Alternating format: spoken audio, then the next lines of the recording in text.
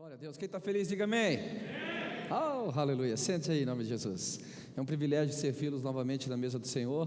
E toda quinzena que eu tenho estado aqui, meu coração se enche mesmo da presença do Senhor, porque eu tenho encontrado pessoas maravilhosas nesse lugar, né? Cada quinzena eu descubro um dom novo, uma dedicação nova, talentos novos. Tenho criado comunhão maravilhosa com os irmãos, né? Que nem, por exemplo, hoje na hora do almoço eu me senti assim, muito honrado, porque fui na casa do nosso querido irmão Geraldo, nossa querida irmã Marli. Pastor, você não tem noção que foi aquilo. Eu me senti assim, abastecido pelos últimos 10 anos, né? A irmã Marli fez para mim salmão, depois fez lasanha, fez carne, e falou: pastor, falei assim, irmã Marli, eu vou ficar aqui uns 3 meses aqui na tua casa comendo tudo isso aqui. Mas foi tão bom, porque a gente teve momento de abrir coração, de compartilhar a vida, compartilhar os dons. E isso é igreja. A igreja é muito mais do que uma reunião pública, ainda que seja importante, mas a verdadeira igreja acontece ao redor da mesa. A verdadeira igreja acontece vida na vida, quando a gente senta junto, chora, ri, compartilha a vida. E essa é a proposta do cristianismo. Esta é a nossa proposta como igreja local. Nós estamos aqui, né, para construir e edificar uma igreja saudável. Quantos se lembram disso? Diga amém. Nós estamos aqui para que, saudáveis, nos tornemos irmãos e irmãs, uma igreja madura. Quantos estão de acordo? Dê glória a Deus aí. Aleluia. E gente madura é gente comprometida com os valores do reino.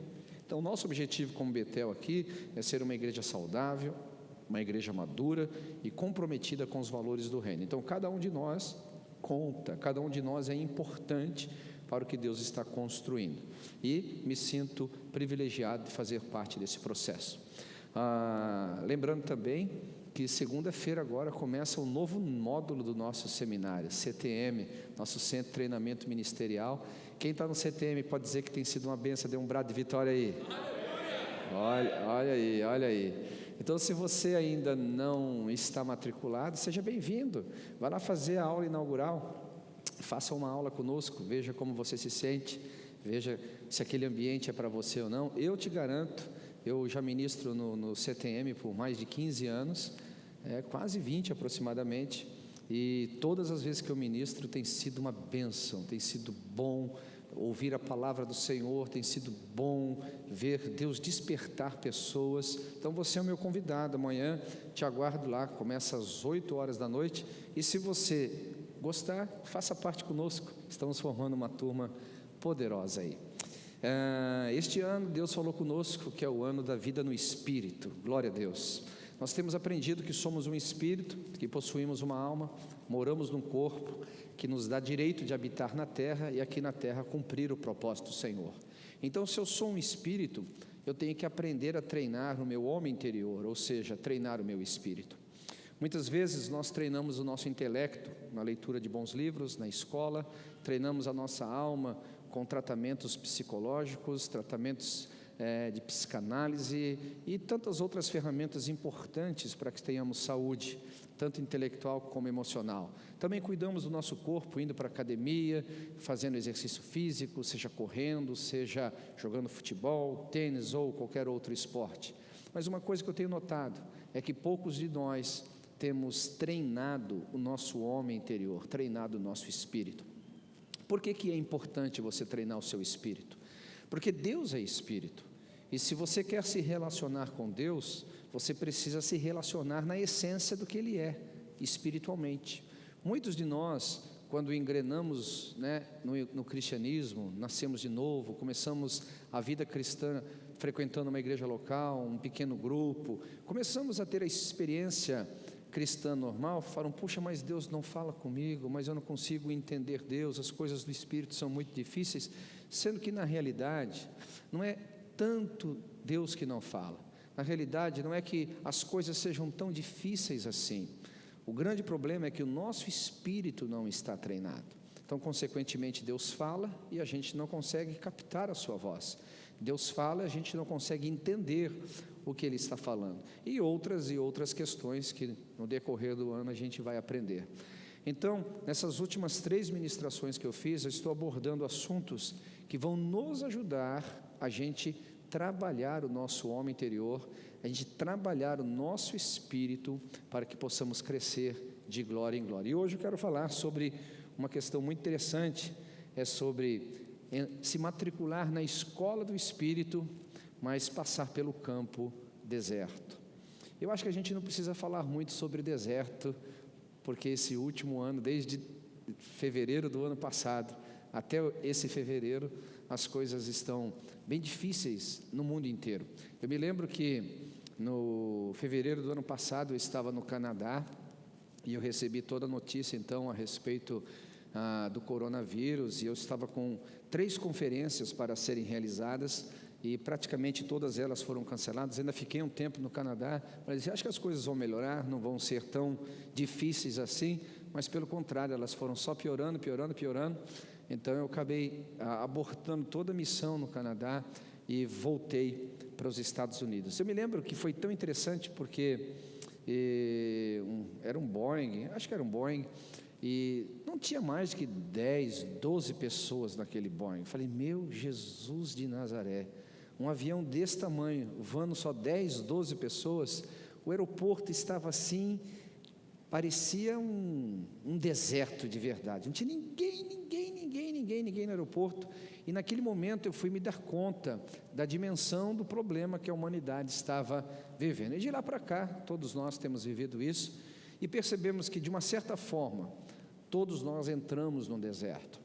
A questão não é entrar no deserto, a questão é como a gente sai do deserto. A questão não é você passar pelo deserto, a questão é o que você aprende no deserto. A questão não é você acreditar ou não no deserto, porque ele é real, independente o que nós acreditemos ou não, ele é real. E todos nós, invariavelmente, teremos que passar pelo deserto. A questão é, será que todos nós iremos aprender? Será que todos nós chegaremos do outro lado no deserto de uma maneira dizendo assim, eu cresci e eu prosperei na vida? Bem, essa mensagem, ela tem o objetivo de ajudar você a treinar o seu homem interior para que no deserto você aprenda a viver com Deus e andar com Deus. Eu quero basear o meu texto na mensagem de Jesus, lá em Marcos capítulo 1, versículo 9 até o 11, e também no livro de Lucas, também você pode pegar em Mateus, onde tem todo o relato a respeito da vida e do ministério de Jesus em relação ao deserto. A gente percebe no texto, que Jesus, logo após de ser batizado, ele é conduzido para o deserto. Então, pense assim, tudo que Deus faz é bom, tudo o que Deus faz é bom.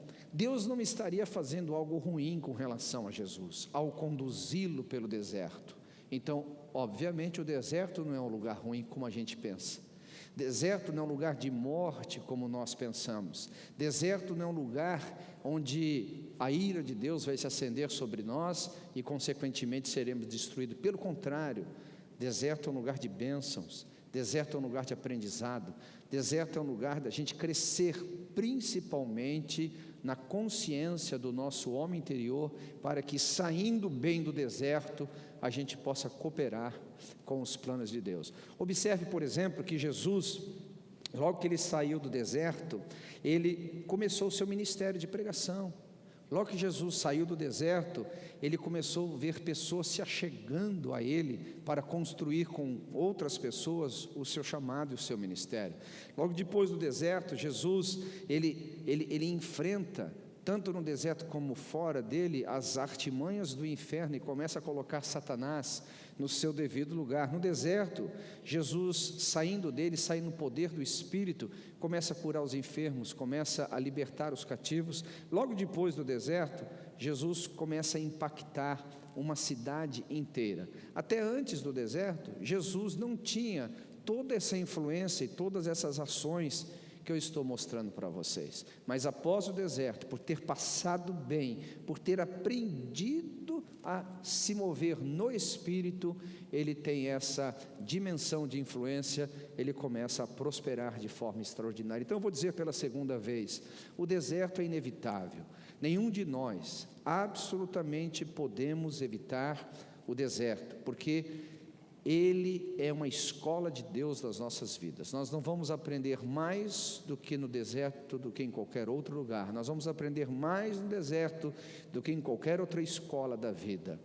Mas a questão é, nem todos passam bem pelo deserto. E como que a gente tem que passar bem pelo deserto? Primeira questão é aqui: ao invés de você resistir ao deserto, se entregue como um bom discípulo. Se entregue como um bom homem, uma mulher de Deus, aos ensinamentos que o deserto pode nos trazer. Vamos pegar aqui um texto, também paralelo ao de Marcos 1 e de Lucas 4, que fala a respeito do deserto, que é o povo que estava cativo no Egito. A Bíblia fala que eles ficaram 400 anos, dependendo da conta, 430 anos. A contagem de 430 anos é baseada na ida de José para o Egito, por isso que é 430, e se for na ida de Jacó e os seus filhos, vão dar 400 anos. Mas independente, seja 400, 430 anos, eles ficaram um tempo enorme cativos no deserto. E você observa que Deus os conduziu pelo deserto com uma promessa de chegar aonde? A terra prometida. Mas só dois homens e consequentemente as suas famílias sobreviveram no deserto, Josué e Calebe. Por que esses dois homens sobreviveram? A Bíblia fala ali em Êxodo, capítulo 14, a respeito de que eles tinham o espírito ensinável. Ambos tinham o espírito ensinável. Então, o deserto é inevitável, estou falando pela terceira vez, mas a questão é sair do deserto bem, sair do deserto como Jesus saiu para construir um ministério poderoso, para impactar uma cidade, já é uma interação de forma proativa, de forma abençoadora. Aí não serão todos que vão sair bem do deserto, mas a gente tem como aprender, glória a Deus, por isso que nós estamos aqui. A questão de você entrar no deserto é que você vai aprender o seguinte: muitos de nós só vamos aprender o nível de escravidão que estamos vivendo quando passamos no deserto. Imagine só, aquele povo estava 430 anos preso no Egito.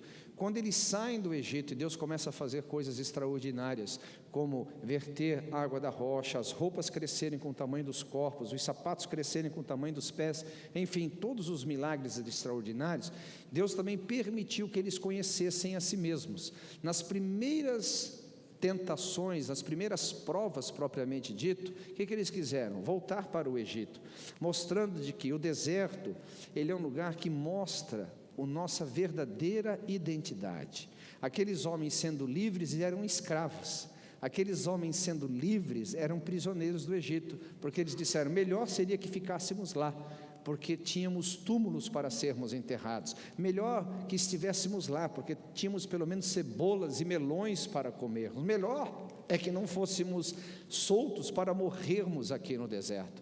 Então eles eram escravos mentalmente, e uma das coisas que vai fazer você passar bem e sair no poder do Espírito no deserto, é você aprender a ter concepções mentais diferentes. Pastor, mas por que eu tenho que ter concepções mentais diferentes? Porque esta é a proposta do cristianismo.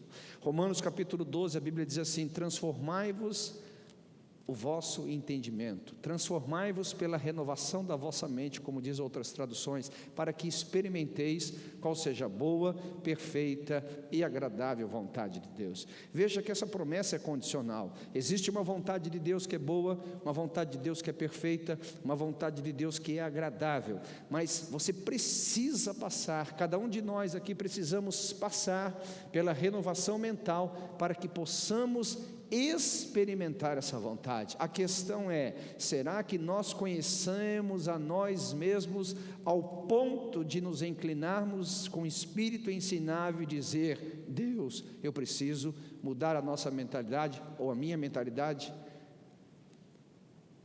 O deserto que vai nos ensinar sobre isso.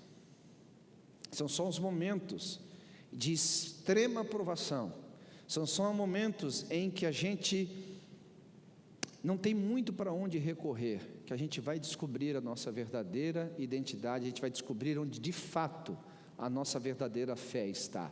Porque aquele povo, se eles saíssem do Egito e fossem direto para a terra de Canaã, eles teriam sido escravos do aprisionamento de Faraó, mas entrariam para a terra prometida como escravos de si mesmos. Foi no deserto que foram espremidos e a mentalidade deles escravas veio à luz. Então nós temos que parar para pensar sobre isso. Será que eu tenho me permitido ser transformado na minha mente? Será que eu tenho me permitido ser transformado na minha forma de pensar? Porque enquanto eu não passar por essa transformação, eu não entro, eu não acesso tudo o que Deus preparou para a minha vida. Eu não acesso tudo que o Espírito de Deus preparou para mim. Agora veja a importância de você ter uma mente preparada, uma mente transformada para receber a vontade de Deus. Deus é o que? Espírito ou matéria? Espírito. Deus fala conosco em nosso espírito. É uma linguagem espiritual, mas isso precisa ser traduzida para uma linguagem prática, uma linguagem pedagógica. Ou seja, Deus fala no seu espírito, isso tem que subir para o seu entendimento, tem que fazer lógica para você. Agora, essa lógica de Deus não é uma lógica humana, porque Deus já nos ensinou para a gente não se estribar, ou seja, não se firmar no nosso próprio conhecimento. E se a sua mente, a minha mente, a nossa mente não for uma mente cativada pela verdade do reino, quando Deus fala conosco, vai parecer loucura. Quando Deus fala conosco, vai parecer que a gente está maluco, porque as coisas do Espírito parecem loucura para o homem natural.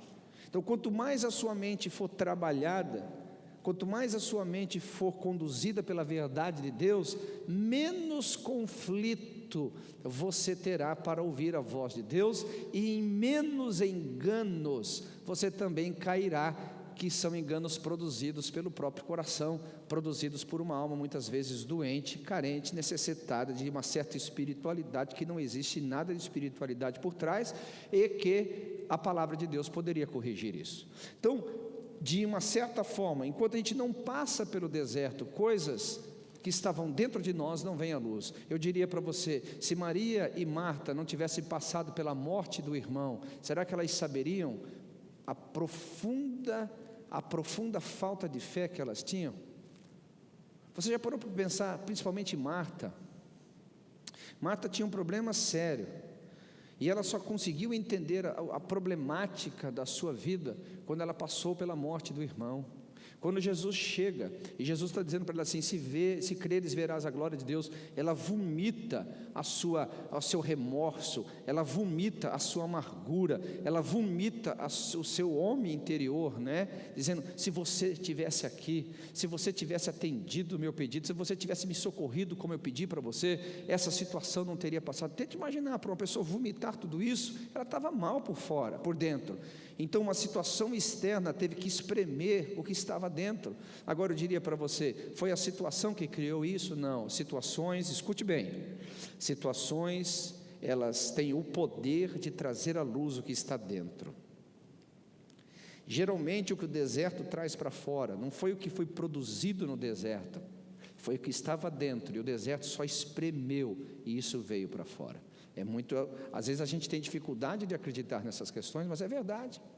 Então eu tenho certeza que neste ano, desde fevereiro do ano passado até esse fevereiro aqui, muitos de nós passamos pelo deserto, e eu tenho certeza que muitos de nós descobrimos coisas que não são tão bonitas em nossas vidas.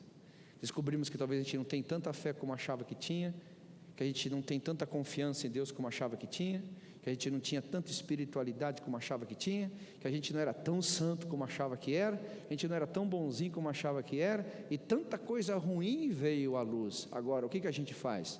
A gente vai morrer no deserto? Não, porque primeiramente o deserto ele espreme, e o que está de dentro vem para fora, só por uma coisa. O que a Bíblia fala? Deuteronômio capítulo 8, eu te sustentei no deserto, e eu te deixei passar fome, para saber o que está no teu coração. Será que Deus precisa de coisas externas para descobrir o que está dentro? Lógico que não, Deus sabe todas as coisas. Na realidade o que Deus quer é que a gente tenha consciência de nós mesmos, para que isso nos leve a uma rendição aos pés do Senhor, dizer, Deus, eu preciso de cura, Deus, eu preciso ser sarado, Deus, eu tenho coisas dentro do meu coração que o deserto revelou, e eu preciso ser trabalhado nessa área. Se o Senhor não trabalhar, eu vou passar passar por toda esta fase e vou chegar do outro lado, o mesmo homem, talvez pior, mais amargo, talvez pior, mais descrente, talvez pior, menos confiante no Senhor. Mas se o Senhor trabalhar, eu vou sair como Josué e Calebe, mais forte do que antes, mais corajoso do que antes. Lembra como Calebe saiu de lá dizendo assim: olha, eu já fui moço, hoje eu sou velho, e eu estou aqui depois de todos esses anos aqui, e a minha força é como de antes, aleluia, pode me dar aquele monte que eu vou tomar os meus montes para a glória do Senhor, aleluia. Você vê, mas os demais morreram, os demais fracassaram, morreram no deserto. Será que Deus tinha filhos prediletos? Josué e Calebe não. O problema não estava em Deus ter filhos prediletos, o problema estava na postura das pessoas. Josué e Calebe souberam trabalhar os seus medos, trabalhar as suas angústias, trabalhar o seu homem interior, ao ponto de subsistirem e melhorarem e saírem bem do deserto, enquanto os outros morreram. Então, acredite no que eu estou te falando. Esse momento, este ano todo que você passou, e você descobriu que não era tão bonito como achou que era, que não era algum rio aí, né? E você descobriu que não tinha tanta fé como achou que tinha, e de que você não era tão crente como achou que era. Gente, escute bem, isso é uma bênção, porque você descobriu você mesmo. Os enganos caíram por terra, as mentiras sobre você mesmo que eu ditei. Isso não é ruim, isso é bom. Agora depende da forma como você enxerga isso. Se você enxerga isso de forma equivocada, você vai retrucar contra Deus, vai querer voltar para aquele mundinho que você estava de um ano atrás, vai querer voltar para um passado confortável como foi lá atrás. Não, mas quando a gente se matricula na escola do deserto, a gente não está para morrer nele, a gente está passando por ele para ir para uma terra melhor, a gente está passando por ele para ir para uma terra prometida, a gente está passando por ele para ir para estágios melhores e poderosos na vida. Então você tem que ir com essa consciência: eu vou passar bem pelo deserto, eu vou crescer no deserto. Aquele homem que entrou no deserto não vai ser o mesmo homem que vai sair do deserto. Aquele homem que entrou no deserto vai sair muito mais ungido no deserto. Aquele homem que entrou no deserto vai sair aperfeiçoado no deserto. Aquele homem que entrou conhecendo Deus em um nível, vai sair no deserto conhecendo Deus em outro nível. Aleluia. Tudo é uma questão de postura. Glória a Deus. Está comigo aqui ou não? Amém. Então, queridos, com essa introdução, eu quero começar a pregar aqui, dizer o seguinte: o que a gente precisa conhecer no deserto? A gente precisa primeiro ter uma visão das questões pessoais. Quando eu falo conhecer sobre nós mesmos, a gente tem que parar para conhecer. Sabe, eu me lembro uma vez, eu tinha um obreiro lá no Rio Grande do Sul. Sabe aquele obreiro crica? Mas alguém já teve um obreiro crica do seu lado aí? Levanta a mão, por favor. Pensa num cara crica, nunca estava bom nada para ele, pelo amor de Deus. Tem gente que você chega até fazendo sinal da cruz, meu Deus do céu, esse espanta o Satanás da vida do cara, porque tudo que você faz nunca está bom, tudo que você faz nunca está legal, o cara só fica criticando você. Aí ele me criticou, falei assim: Deus, o que eu faço? Um dia, eu não sei se foi o Espírito Santo que me guiou, ou foi a minha maldade mesmo. Eu cheguei no culto, falei para ele assim, ele falou assim: ei pastor, como é que está tudo bem? Eu falei: está maravilha. Como é que está o culto hoje? Está, glória a Deus, está tudo preparado. Eu falei: está tudo preparado. E fui, louvorzão foi, a oferta vem. Quando chegou no culto para pregar, eu falei: irmãos, quem que está preparado para ouvir uma palavra poderosa hoje? Eu. Quantos querem deixar Deus trabalhar? Eu falei: então, glória a Deus, vamos ficar em pé, vamos receber a palavra. O irmão tal vai pregar. Ele olhou assim e falou: como? Eu? Assim, é você. Vem pregar. Na frente da igreja, igual vocês estão olhando assim, a igreja ficou gelada. Tss. Aí ele veio pregar, chamou Jesus de Genésio, colocou Moisés na figueira em vez de... Quem está entendendo o que eu estou falando aqui ou não? Mas eu me diverti tanto naquele culto, irmão, mas foi minha vingança. Deixando as brincadeiras de lado, o irmão saiu humildinho, falou assim: pastor, eu entendi o recado. Eu falei assim: então, irmão, não é tão fácil como você imagina. Não é assim a vida. Aí ele parou para pensar e falou assim: sabe uma coisa, pastor, eu tinha um espírito de crítica e não sabia, mas obrigado porque você me deu essa palma, foi muito forte essa daí. Quase que eu matei o irmão, quase exagerei na dose. E daquele dia em diante, o tratamento comigo ficou melhor. Por quê? Porque ele conheceu a si mesmo, ele viu o seu nível de crítica, ele viu o quanto ele estava se enganando atrás de uma religiosidade que na realidade não tinha verdade por trás. Então, quando a gente descobre as situações da nossa vida, a gente descobre defeitos em nossa vida, falhas na nossa vida, ou às vezes virtudes, a gente não conhece só problemas, coisas ruins no deserto, a gente pode trabalhar conosco mesmo, principalmente nas questões de limites. É impressionante como nós não entendemos os nossos limites, é impressionante como nós não conhecemos a nós mesmos, e a nossa tendência é fazer uma imagem de nós muito maior, ou às vezes muito inferior daquilo que nós somos.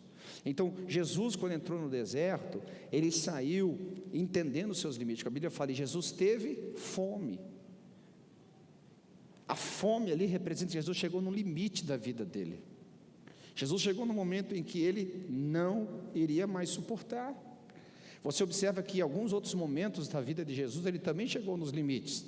Quando ele estava no Getsemane, ele falou assim, Pai, se é possível, passa de mim esse cálice. Jesus, ele foi provado humanamente em todos os aspectos da sua vida, e ele soube em todos esses aspectos entender os seus limites.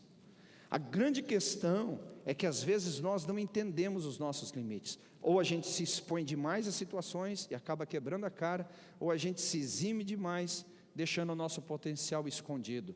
Então o deserto, ele ajuda-nos a gente descobrir quem nós somos, e ajuda-nos a gente trabalhar com esse homem interior. Quantos estão aqui? Diga amém. Às vezes, como eu usei o caso de Marta, como eu usei o caso de Maria, vou usar agora o próprio caso de Moisés. Moisés, você acha que ele lidou bem 100% do tempo no deserto? Não, porque ele não conhecia ele mesmo. Um homem extremamente apaixonado por Deus, um homem extremamente apaixonado pela causa do reino, um homem extremamente apaixonado por tudo que Deus havia feito na vida dele. Ele não pôde entrar na terra prometida, por causa do quê? Porque ele pecou, ele não soube lidar bem com o deserto. Ele falou assim, não, daqui em diante Josué vai, mas você fica aqui.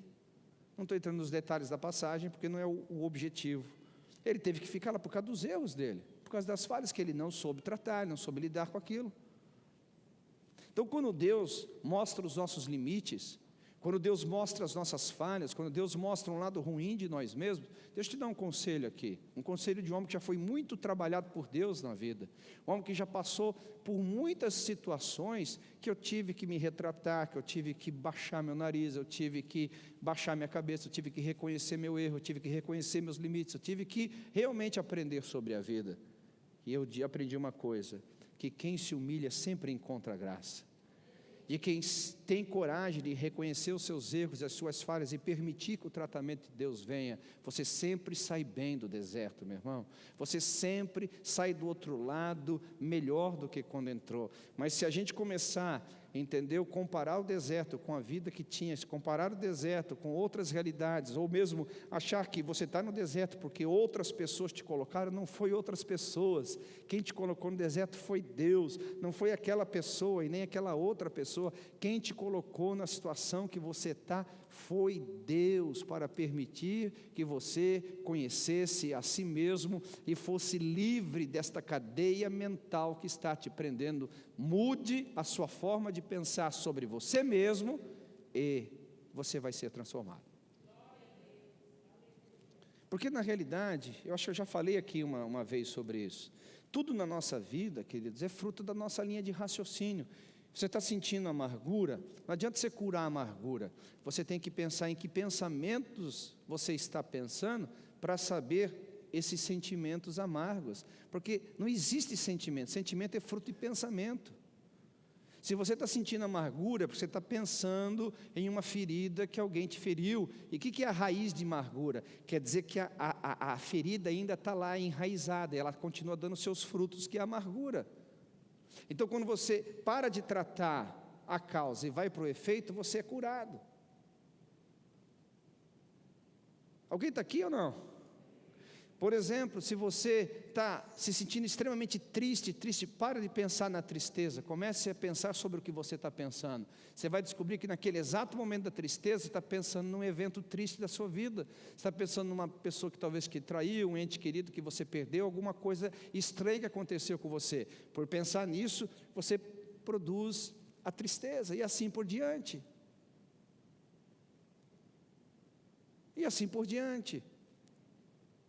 E o grande problema é que quando a gente está no deserto e conhecendo nós mesmos, a nossa tendência é dizer assim, mas o fulano de tal fez isso comigo, eu tenho toda a razão. Mas a Bíblia nunca fala o que é culpa do outro, a Bíblia fala, nós temos que tomar cuidado para que a raiz de amargura não brote no nosso coração e a gente contamine a muitos. Não é responsabilidade dos outros, é responsabilidade nossa. Alguém está comigo aqui ou não? Agora, como que a gente vai conhecer que a gente está amargo? Como a gente vai conhecer que está doente? Como a gente vai conhecer os nossos limites? Como a gente vai conhecer a nós mesmos? É nesses momentos em que a vida te aperta. É nesses momentos em que você parece que se sente sozinho. Opa, deixa eu te falar uma coisa. Aqui está uma característica do deserto. Você quer saber se você está no deserto ou não? A Bíblia fala que o nome de Deus é Emanuel, Deus presente, não é verdade? Ele está conosco todos os dias. A Bíblia diz que nós somos a habitação do Espírito, é verdade, então Ele está conosco todos os dias. Mas o deserto é aquele lugar onde que parece que você está sozinho. Os amigos não te enxergam, os pastores não te enxergam, os colegas de trabalho não te enxergam, parece que nada e ninguém, você está abandonado na vida, você está no deserto, seja bem-vindo. Sabe por quê? Porque Deus precisa permitir você conviver consigo mesmo, para você ter uma imagem clara de quem você é. Agora, se você continuar no deserto, negando esses sentimentos, negando estas atitudes equivocadas, negando e pondo desculpa em tudo, em todos, e tentando fugir do tratamento de Deus, você não vai passar bem no deserto, e não vai conseguir chegar do outro lado melhor. Você não vai sair do deserto no poder do Espírito, como Jesus Cristo chegou do outro lado. Pare de fugir de você mesmo. Pare de fugir. Aleluia. Pare. Olhe para você e diga, eu vou tratar essa condição, eu vou tratar essa situação. Aleluia. É fácil? Nunca foi fácil. Aliás, cristianismo não é coisa para covarde. Cristianismo não é para coisa para gente fraca. Cristianismo é para gente forte, que quer viver a realidade da vida como de fato ela é. Então nós vamos ter que chegar aos nossos limites no deserto para poder ser tratado. Aí uma questão interessante, de que no deserto, esses limites eles vão provar a nossa identidade. O que o diabo fez com Jesus lá no deserto? Se tu és o Filho de Deus, se tu és o Filho de Deus, se tu és o Filho de Deus, se tu és o Filho de Deus. O que Jesus falou para ele? Ele falou assim, não, eu não preciso provar que eu sou Filho de Deus. Eu não preciso provar que eu sou Filho de Deus. Aqui eu vou te falar uma coisa interessante. Quem está comigo, diga amém. Observe se você está debaixo de culpa ou você está na prova do deserto.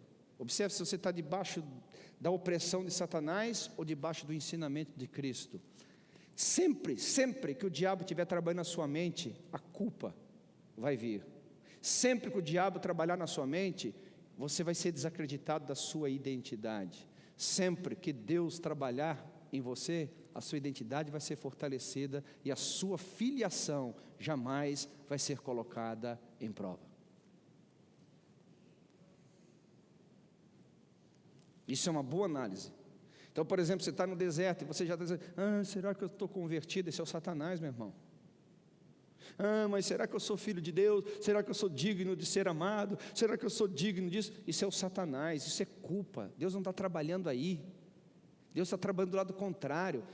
Pode vir a pressão que for, pode vir a luta que for, pode ser o deserto mais escaldante que for, eu sei de quem eu sou filho, e eu sei que eu não vou morrer no deserto. Aliás, eu estou no deserto, mas eu estou em boa companhia, aleluia. Eu vou chegar do outro lado e ponto final, glória a Deus, porque é uma promessa para mim. Eu viverei todos os dias da minha vida, não morrerei sem que eles sejam cumpridos, aleluia. O deserto não é um lugar para a sua identidade ser fragilizada, o deserto é um lugar para a sua identidade ser fortalecida. Então, se você, por acaso, está no deserto e começar, mas se você é filho de Deus, mas se você tem chamado, mas se você, isso não vem de Deus, isso não vem de Deus, isso não vem de Deus. Deus não vai colocar dúvidas em relação ao seu chamado, Deus vai provar você, se você quer o seu chamado de verdade. É diferente, é diferente. Deus não vai trabalhar mostrando, tentando dizer assim, eu não sou mais seu pai agora, porque você não é um filho bonzinho. Afinal de contas, a salvação não é por obras, você não merece a filiação foi te dada de graça, e o diabo fica endemoniado quando você se posiciona como filho.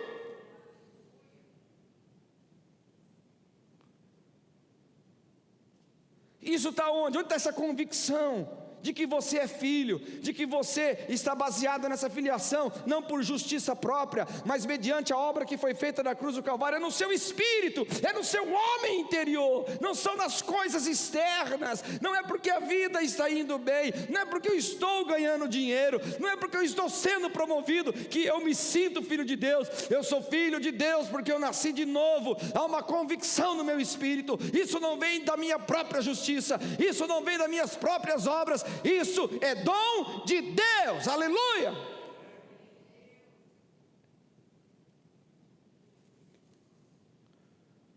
Agora, só em momentos de muito aperto é que você vai perceber o diabo tentando atrapalhar destruir a sua identidade, e automaticamente o próprio Deus fortalecendo ela.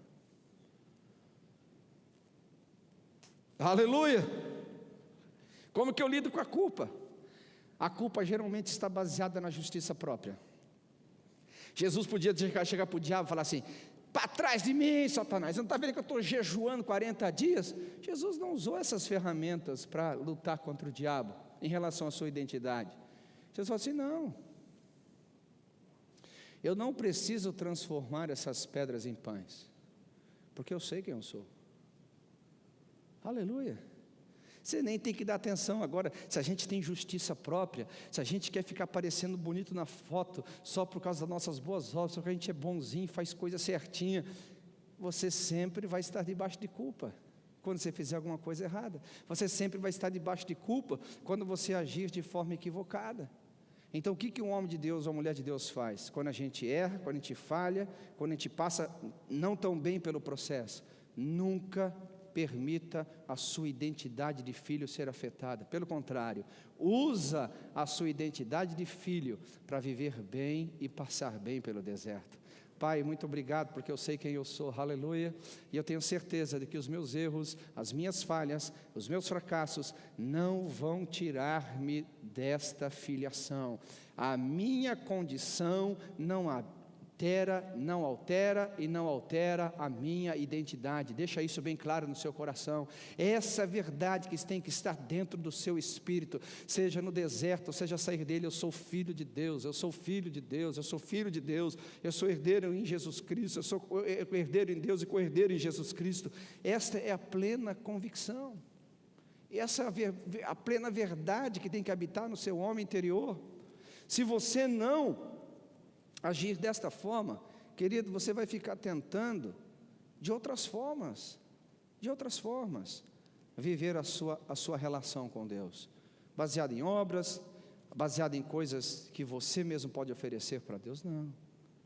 E o diabo sabe disso, hein?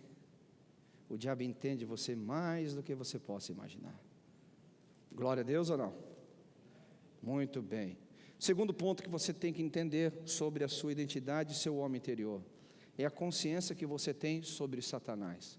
Você sabe que eu tenho observado uma coisa, irmãos, de que a nossa geração aqui, a geração atual, eu não sei se a gente acredita muito em demônios, não, mas o deserto, esses momentos que a gente passa na vida de profundo aperto, de profunda prova, mostra-nos claramente que eles existem. Mas será que as pessoas realmente acreditam que ele existe? A gente vive uma geração em que parece que os demônios não existem. Isso já vem de muito tempo. Por quê? Porque nós, principalmente as pessoas que estão com seus 30, 35 anos de idade, essas pessoas principalmente foram educadas achando que feitiçaria era uma coisa normal. Por exemplo, era bonitinho assistir Harry Potter, né? Harry Potter é nice, é cool.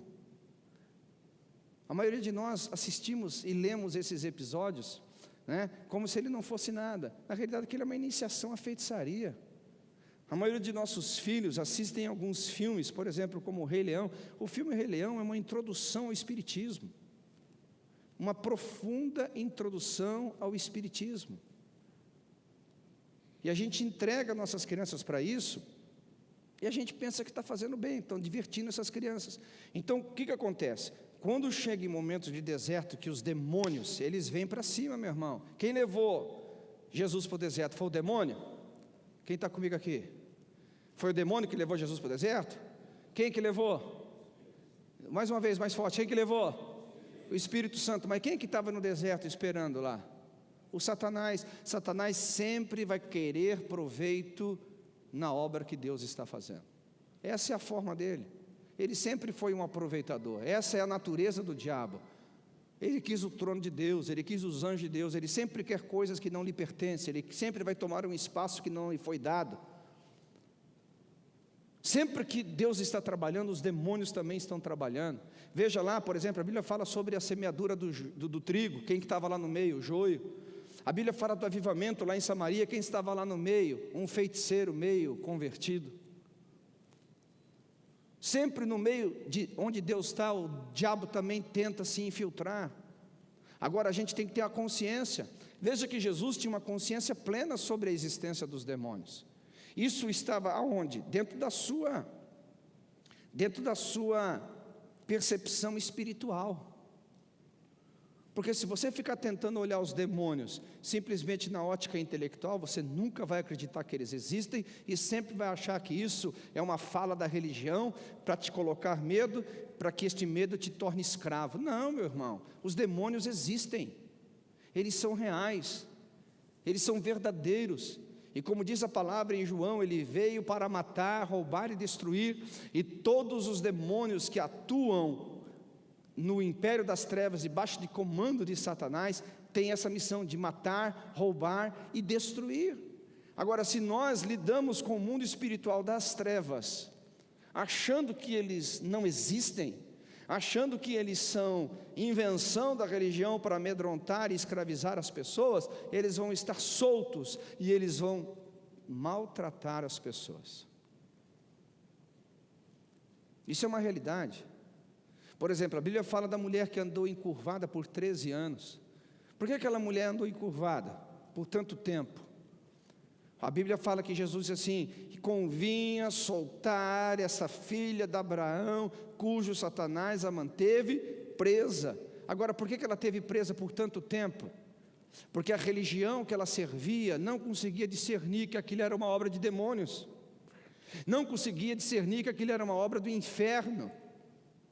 Então, quando a gente vai para o deserto, nossas faculdades espirituais começam a ser treinadas, a gente para de olhar a vida só na ótica carnal, só na ótica humana, só na ótica científica. Os demônios existem, e eles estão aí para matar, eu vou dizer novamente, roubar e destruir. Qual que é a nossa posição em relação a isso? Jesus soube lidar bem com os demônios aqui. Jesus soube colocar Satanás no seu devido lugar. Por 3 vezes o diabo veio contra ele. Uma hora na sua identidade, ele falou, não, eu estou fortalecido na minha identidade, eu não preciso fazer nada disso. Não preciso nada disso. E Jesus usou a palavra. O diabo, percebendo que Jesus conhecia a palavra, sabe o que ele fez? Usou a própria palavra para enganar Jesus. Falou, está escrito, ele citou o Salmo 91. O diabo cita a Bíblia, viu? E se tem gente que acredita que abriu o Salmo 91 e espanta o diabo, talvez ele citou lá o Salmo 91, porque ele leu na sua casa, aberto lá, ele decorou.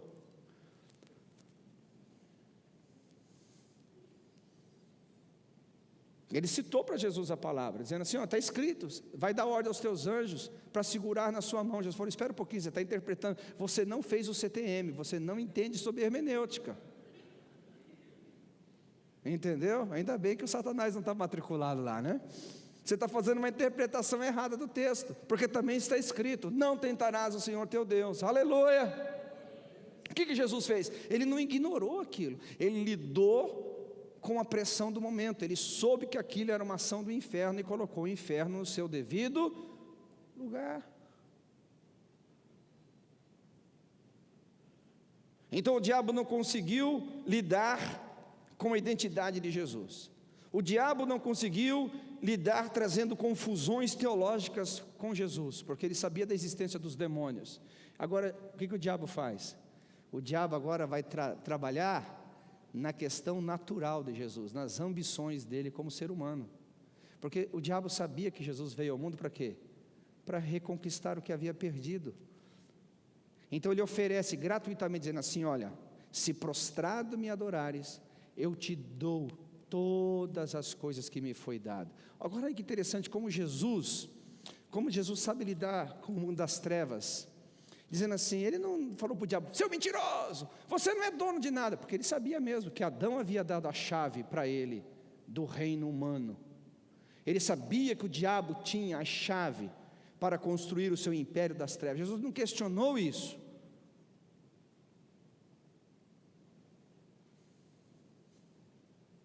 O que o diabo tentou fazer com Jesus, irmãos? Tentou fazer para ele assim: pegue um atalho. Você vai ter o mesmo objetivo, mas pegue um atalho. Você vai chegar ao mesmo nível de conquista, pegue um atalho. Eu falei assim: não vou pegar atalho, coisa nenhuma, de forma nenhuma. Agora eu te faço uma pergunta: se Jesus não tivesse consciência dos demônios, será que quando ele atravessou o mar, dizendo assim, vão para o outro lado, eles estavam fazendo uma navegação normal, como eles faziam sempre? Jesus tinha discípulos pescadores, então navegar era comum. Agora quando Jesus sai e vai para o outro lado, ele levanta aquele tremendo temporal. Da onde veio aquele tremendo temporal, irmãos? Você acha que simplesmente o clima mudou da noite para o dia? Você tem que entender que havia um contra-ataque do inferno. A proposta de Jesus ir para o outro lado era o quê? Libertar os gadarenos, libertar os endemoniados, e o demônio não queria que Jesus chegasse do outro lado. Então quando Jesus chega para o vento e diz assim: olha, acalma-te, mar, acalma-te, cala-te, Jesus estava lidando contra quem? Com o mar, com o vento? Não, estava lidando com demônios.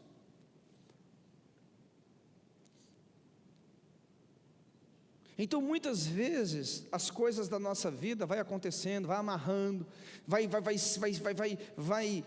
se paralisando, vai ficando difícil de ser vivido, e você tenta de todas as formas, de todas as maneiras, com todas as suas habilidades naturais, a coisa não anda. Escuta aqui, meu irmão, escute aqui, o deserto da vida tem que te ensinar, essa escola do Espírito chamada deserto tem que te ensinar de que existem demônios, e eles estão ao seu derredor, procurando alguém que ele possa tragar. E uma das formas que o Satanás pode tragar, primeiramente que eu falei aqui, é alguém que não sabe quem ele é em Cristo Jesus, tem identidade falha, tem uma identidade doentia, não uma identidade de filho de Deus. A segunda é a questão da inexistência do diabo. Você sabia que eu tenho feito essa enquete aqui, não precisa levantar as mãos. Nós, os cristãos desse século aqui, desse tempo aqui, esses cristãos assim dos últimos 10 anos, eu descobri que cristãos dos últimos 10 anos, tem alguns deles que nunca expulsou um demônio de ninguém.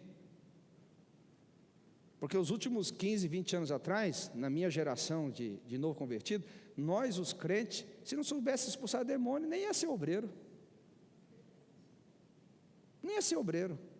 Hoje, nós somos muito mais obreiros na questão estética, nós somos muito mais obreiros na questão humana, na intelectualidade, não na espiritualidade. Os nossos obreiros estão muito mais acostumados com a técnica do discurso, com a técnica da boa apresentação, a técnica da boa foto, da boa apresentação na internet. Essas coisas são muito importantes, eu honro muito o trabalho aqui do Wagner.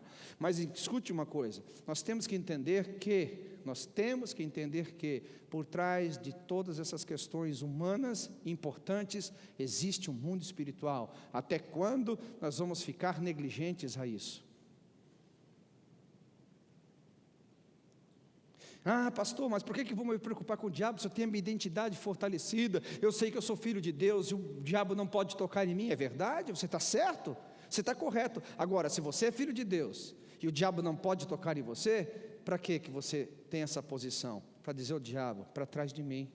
Sai da cidade onde eu estou, sai do bairro onde eu estou, sai das pessoas que eu estou discipulando, solte os ambientes onde eu estou, porque eu sei que eu sou filho de Deus, e aonde o filho de Deus está, o seu reino não vai prevalecer.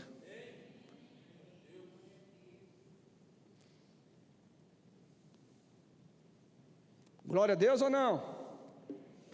Existe também outra realidade do mundo espiritual aqui, não só dos demônios, mas também dos anjos de Deus. A Bíblia fala aqui, tanto em Marcos como em Lucas, que Jesus, depois de ser tentado, vieram os anjos de Deus e o serviram. Aleluia. Deixa eu fazer uma outra pergunta aqui. Você acredita em anjo?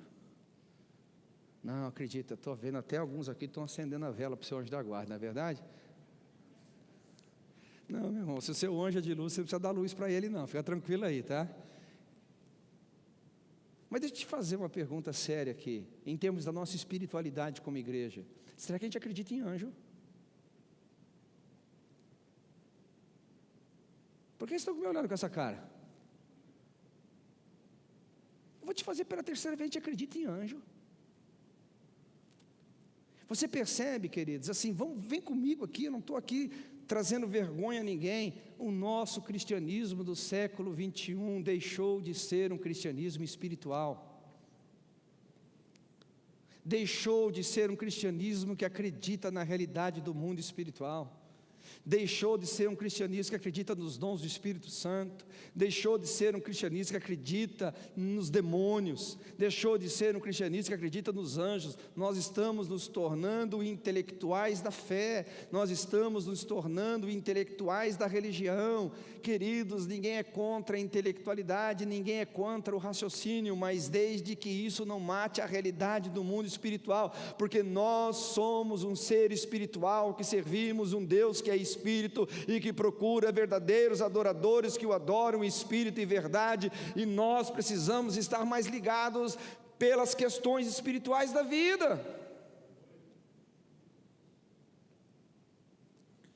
Você sabia que os anjos são ministros de Deus em seu favor? Você nunca está sozinho, você sempre tem os anjos de Deus em teu favor. Não, você não está entendendo, estou falando aqui. É verdade. A Bíblia fala que eles são ministradores daqueles que herdam a salvação. Quem é salvo, diga amém. Só as mulheres aqui, quem é salva, diga amém. Só os homens, diga amém. Você percebe que os homens são engraçados, né? Eles poderiam ter dado um amém mais forte da primeira vez, mas como não quiseram ficar para trás das mulheres, eles deram um amém mais forte da segunda. Homem é sempre competitivo.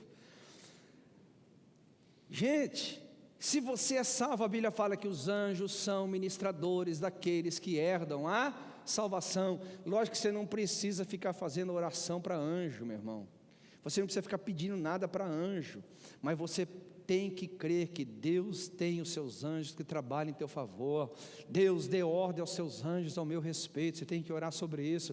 Deus, que os teus anjos ministrem comigo hoje no dia de trabalho, que os teus anjos ministrem comigo enquanto eu estiver pregando, que os teus anjos ministrem comigo lá na minha família, que os teus anjos sejam agora do Senhor mensageiros. Glória a Deus. Eu quero que você faça o seguinte, por favor, essa semana faça isso.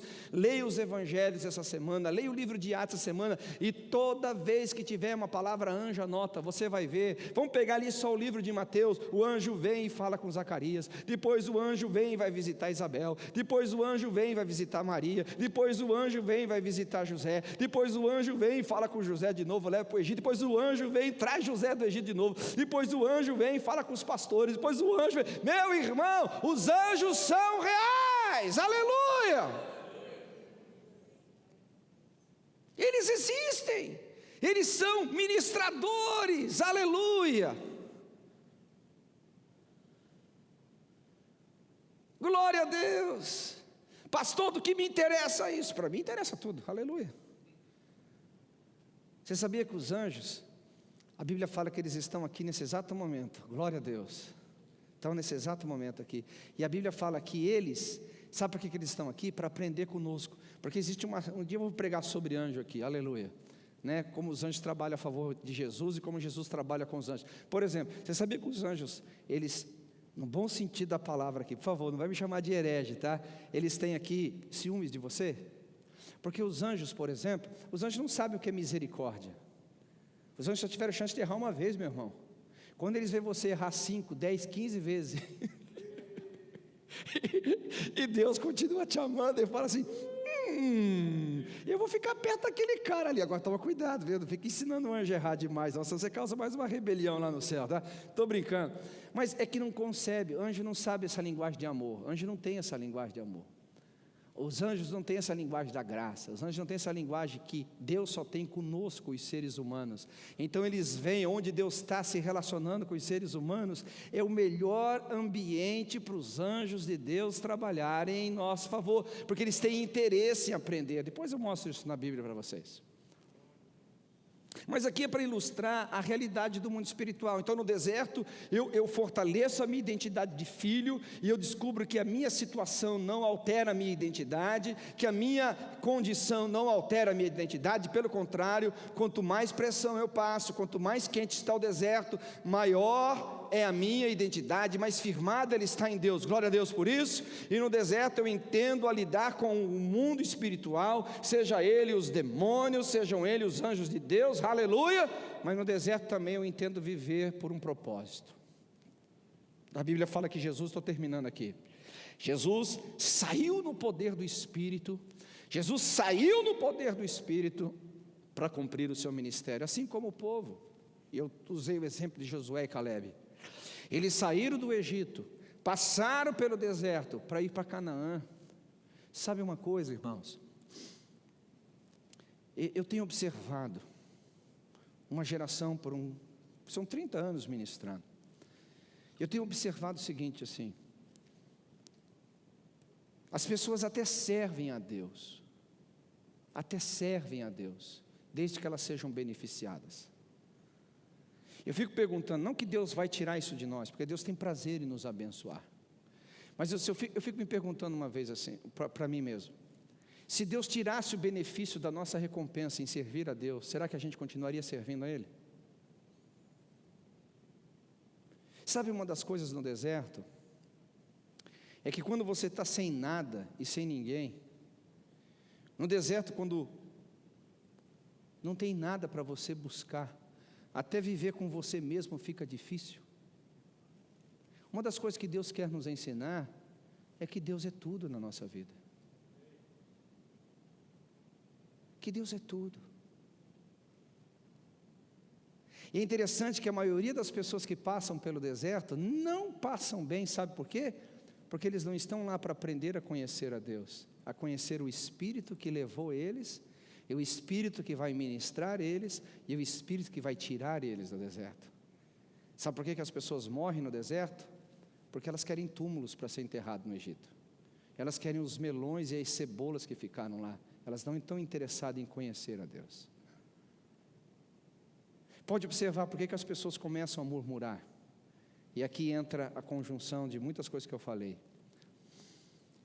Elas murmuram porque no deserto parece que a vida não tem mais sentido. No deserto já não tem mais o prazer do mundo. No deserto já não tem mais o prazer das situações. No deserto não tem mais o prazer de nada. Mas cadê o prazer por Deus? Cadê o prazer pelas coisas do Senhor? Cadê o prazer em estar com Ele, conviver com Ele, conhecer Ele, ouvir a sua voz, entender o seu propósito? Onde está isso? O deserto. Diz lá, eu te sustentei, eu te deixei passar fome, para saber o que estava no seu coração, se você obedeceria ou não os meus mandamentos. Sempre o deserto esteve filiado a Deus, não ao demônio. Sempre esteve conectado com Deus, não a nós mesmos. Sabe de uma coisa? Se no deserto a gente não aprender a vencer as crises de identidade, se no deserto a gente não aprender a lidar com o mundo espiritual, mas principalmente, se no deserto a gente não aprender a ter Deus acima de todas as coisas, a amar a Deus acima de tudo e de todos, o deserto não valeu a pena. Foi só mais um período de sofrimento, que todo mundo vai sofrer. Só foi mais um período de dores e talvez de perdas, como todo mundo na vida vai perder. Mas o ensinamento não foi aprendido, o aluno saiu com o mesmo nível de conhecimento. É isso que a gente tem que entender. Deserto é um lugar para a gente realmente dizer: Deus, primeiro seja o teu reino, primeiro seja a sua justiça, e as demais coisas, O deserto é o lugar onde você equilibra o seu homem espiritual, sabendo que é esse homem espiritual que é eterno, é esse homem espiritual que habitará com Deus para todo sempre, é esse homem espiritual que mais vale para o Senhor. Mas até quando as coisas vão ser maiores e mais valiosas do que Deus?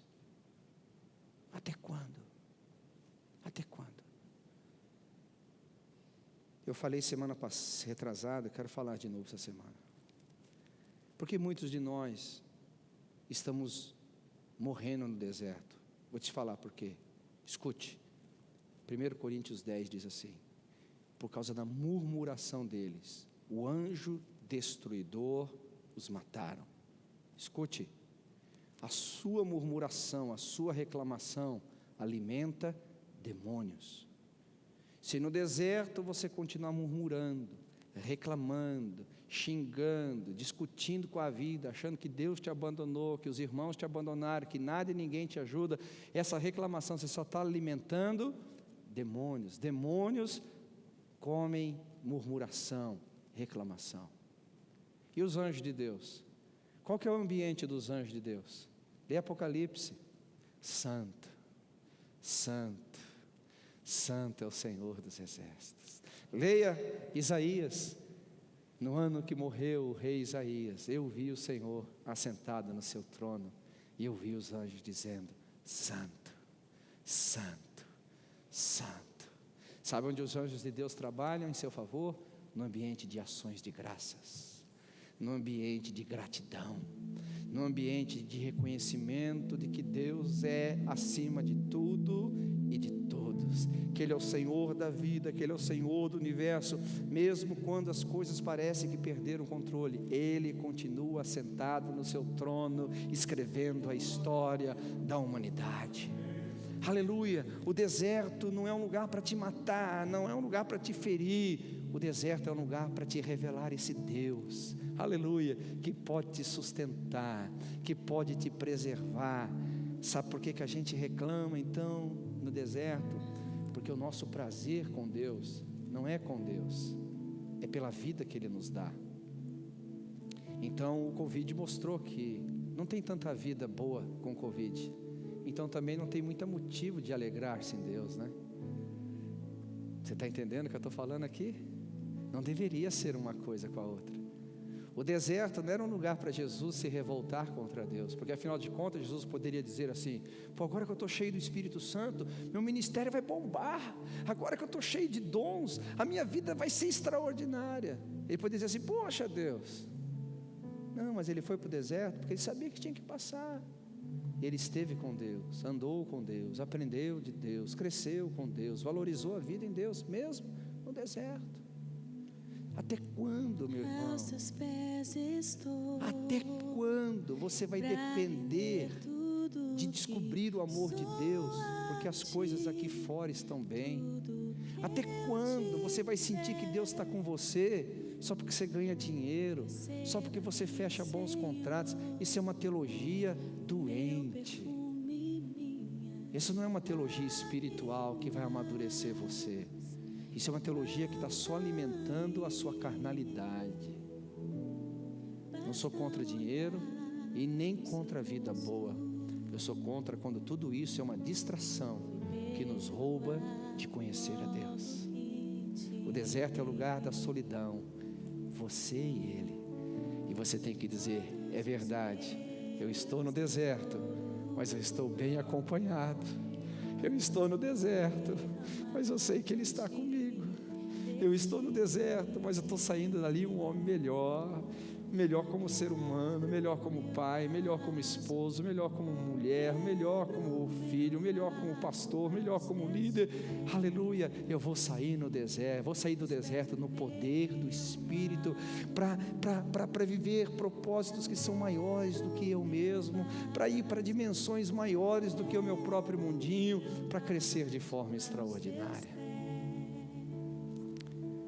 A escola do Espírito, o chamado deserto, é inevitável, mas nem todos vão sair aprovados.